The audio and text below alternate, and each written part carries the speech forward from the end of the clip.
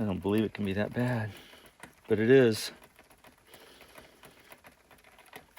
Well, why is this not? Something's not right here.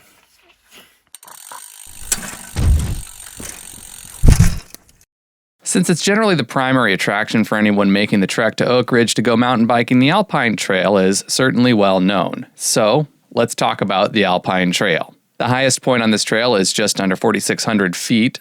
Look at this. This is clearly sub-alpine forest, not alpine landscape. I don't understand why this is called the Alpine Trail. Its name is clearly a misrepresentation of the experience, a misnomer, if you will. But you know what's not a misrepresentation? This shameless reminder for you to subscribe and like this video right before you navigate to the Patreon link in the description to this video to sign up and support more trail reviews like this one. Engagement and direct financial support are the oxygen that keeps this channel alive, and I appreciate all of you who continue to do your part to support this work. Now, let's find out if the Alpine Trail is canonical or not. Starting out at around 4,400 feet in elevation above the well-regarded mountain biking mecca of Oakridge, Oregon, the Alpine Trail climbs and descends a complex series of ridgelines down to the covered bridge in the town of West Fir. Executing this descent does require climbing about 1,200 feet on the way down, so while it's not exactly an epic amount of climbing, this shuttle is no picnic, although the trail does return the effort with 4,700 feet of descending. The overall effort required throughout nets this ride a 1 sandwich rating. Bring at least 2 liters of water, as there are no reliable water sources to filter from on this descent, and be fully prepared for medical emergencies and mechanical failures. Parts of this trail feel very remote, with a broken bicycle. There are a few shuttle companies in the Oakridge area, including Transcascadia and Cogwild Tours. We went with Cogwild for this expedition, and they politely asked us to park at the West Fir City Hall just up the road so that we wouldn't fill the parking lot next to the covered bridge, and it's a short pedal back to the bridge anyway, so it's no big deal. So consider doing the same for the sake of politeness. Believe it or not,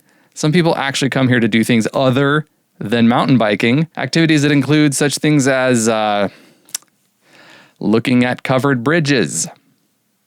Most shuttles pick folks up either from Transcascadia's parking lot, if they're a Transcascadia shuttle, or in the lot on the other side of the covered bridge over here where ours picked us up. Alpine is a frequently shuttled trail, so the experience of being driven to the top is remarkably unremarkable. It takes around a half an hour to be driven to the top of these generally well-maintained gravel Forest Service roads. Just get in the van. Let the nice person drive the van and make conversation with the other people in the van. You're all mountain bikers.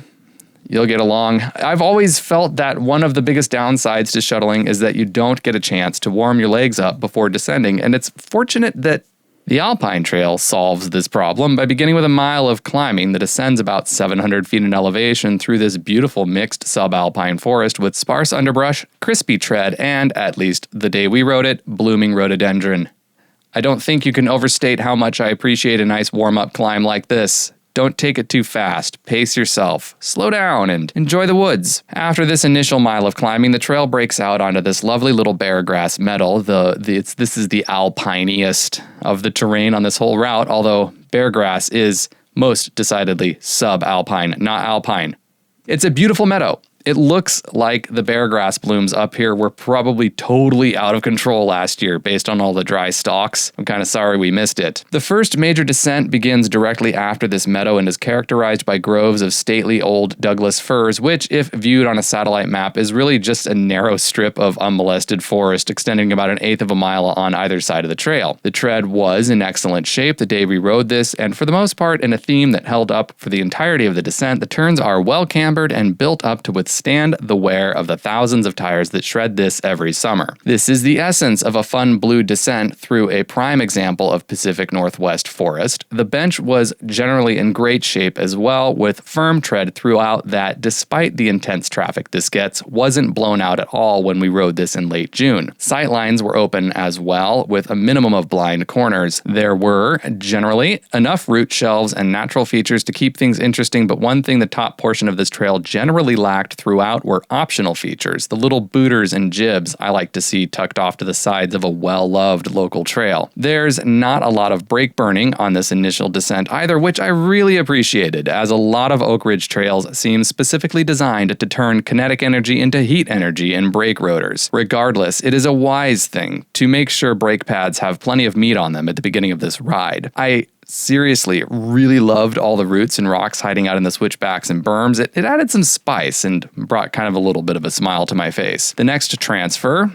that's what I'm calling climbing sections interspersed in the downhill, begins after this road crossing. The trail will kind of meander along a sort of undulating plateau for the next mile and a half as it both gains 200 feet while also losing 350 feet. The little climbs in here can be a little bit punchy, but really aren't too bad, and the mini descents in here are fantastic with more of the high quality berms and generally well maintained tread that, once again, definitely seemed to characterize this trail, at least at the time of this review. The trail builders of Oakridge definitely deserve a shout out for the quality of maintenance being carried out up here. Most of the last 350 feet of descent happens on this steep shredder that is still well within blue territory, but also has some jibs and booters off in the margins, and overall ups the challenge and pucker factor just a little bit. It's still rideable by an intermediate rider, but it's more interesting. This was a welcome change from the ups and downs of the last mile and a half. This road crossing marks the beginning of a more gradual transfer that continues for about 2.2 miles, over which the trail climbs about 500 feet over various, mostly short or at the very least gradual climbs, while also losing about 250 feet of elevation on the backsides of those climbs. About half of this transfer passes through various patches of regenerating forest from past clear cuts until this last patch of recovering clear cut transitions into more big and gnarly old trees. And then you'll find yourself on this dramatic little bench carved into the hillside amongst this dramatic forest where you can pedal along in this wonderland until arriving at this, the one. Really good exposure on this ride. The fact that there aren't really many exposures like this in the Oakridge area is, in my opinion, kind of why this place is so great for mountain biking. Views like this are just a bonus for us, since we're here for the trails, but I could never recommend this or any of the trails around Oakridge for hikers. What would a hiker come here to go see? And that fact, that's what makes this area great for mountain biking, because there's no conflict. Anyway, what's most important about this exposure isn't the view. What's really important about this exposure is that this is where the next descent begins, one that will lose 1,000 feet of elevation over 2.5 miles. This is also where it starts becoming apparent that the trail is entering a slightly different climate zone as it loses elevation down the mountainside. I mean, it's not a perfect downhill. There are some little transfers inside of it, but according to my GPS, there was only about 100 feet of climbing tucked into this descent. But still, that seems to be the overall motif of the Alpine Trail, that there's always just one more little transfer. But the woods you'll transfer through here are just gorgeous, so there's nothing to complain about, and the descents are sustained enough to keep anticipation high. Honestly, in my case, I sort of appreciated all these little climbs because it meant that my wrists and my feet never got worn out from the descending. By now, the quality of these descents will be nothing surprising, although I was very surprised by this little dog leg in the trail where it just kind of flips up over to the other side of the ridge without warning before dropping to a much looser and drier soil. And then, it felt like an instant we changed climate zones. The terrain starts feeling a lot drier and the air kind of smells like butterscotch over here on the warmer side of this ridge.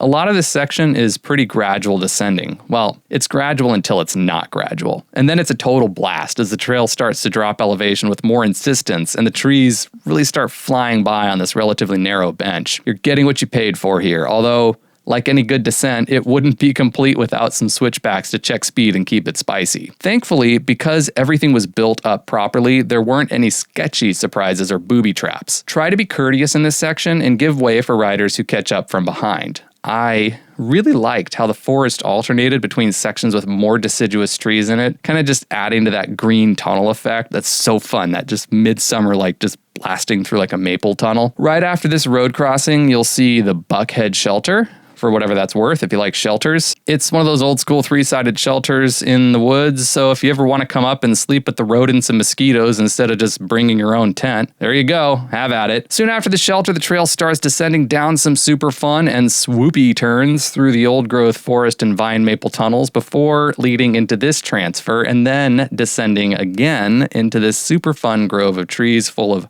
swoopy turns and some pretty ripping fast sections before opening onto this bench where my friend Todd here had 3 spokes break on him. I heard the sound. I was trying to figure out what it was. It was loud. Anyway, they punctured his rim tape and drained all the air out of his rear tire. This is quite possibly the worst place to have a mechanical, as there was nowhere to go. Like, nowhere. And finding a place where we could address this little problem was kind of a challenge. Also, removing tubeless tires from carbon rims with cush core while dangling off the side of a narrow bench while other bikers are squeezing by did fray our nerves a little bit. At least there was a nice breeze and there weren't any mosquitoes or biting flies. Over the next mile, the trail loses 650 feet over very loose bench through forest that becomes a bit more varied in age and composition while showing the scars of past fires in places. This is a pretty wide open descent and might be one of the fastest portions of the trail. Keep your wits about you. For what it's worth, even with a wobbly rear tire with a tube in it pumped up to 35 psi, Todd was still right on my tail the entire time. Did I mention he was carrying cush core with him? That's what you get to do when you get a flat while running cush core. You get to figure 8 it and shove it in your pack. And after this road crossing, it was my turn to have a calamity strike in the form of a sting from a wasp that flew into one of the vent holes in my helmet. God. You had a bee in there? Something. Right there. See anything? Oh man, that hurts.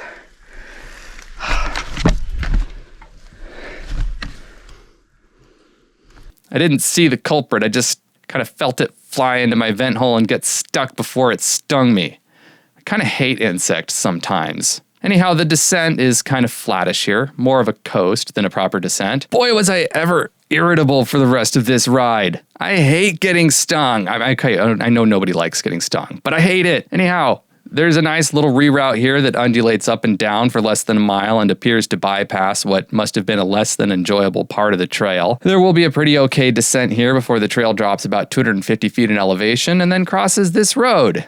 The dumbest mile on this trail begins right after the road crossing, over which you'll gain like 75 feet or something, and if you're nursing a brand new wasp sting, you'll be really irritable as it's just impeding your progress at getting back to the car so you can see how much it's gonna swell up.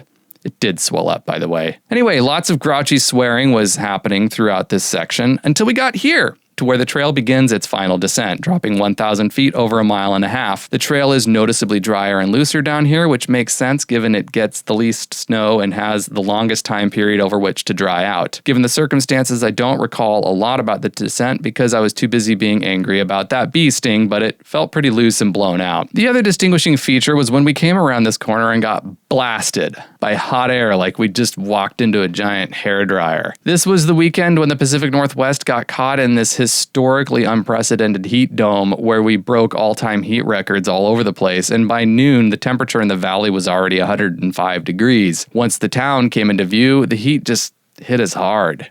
Make sure you keep an eye out for this last little climb after a left-hander near the bottom. It kind of helps to be in the right gear for this. So overall, I'd say this trail does live up to the hype.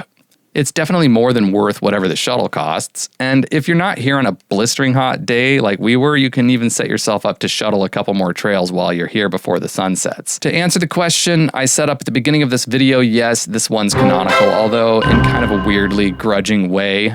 I think this one fits in the category of trails that are grandfathered into the canonical designation by virtue of being classic descents, and this one is definitely a classic. It's been around for a while, it always feels like an adventure, and it's well known. Yeah, you gotta ride this trail. Make the trip. Do it. I'd like to thank all my Patreon supporters, especially my Loamy Goodness sponsors Damon Corey, Randy Relithford, and Ty Morgan Marbit, as well as my Hero Dirt Level sponsors Heather Van Valkenburg, Jason Moore, and Pedro Cantorini. I'd also like to thank the rest of my supporters as well. Once again, please navigate to my Patreon page to keep supporting these reviews, and don't forget to hit that like or even that dislike button. It actually makes no difference. Engagement draws traffic to this channel, so heck, do both. Now get out there and go ride your bike.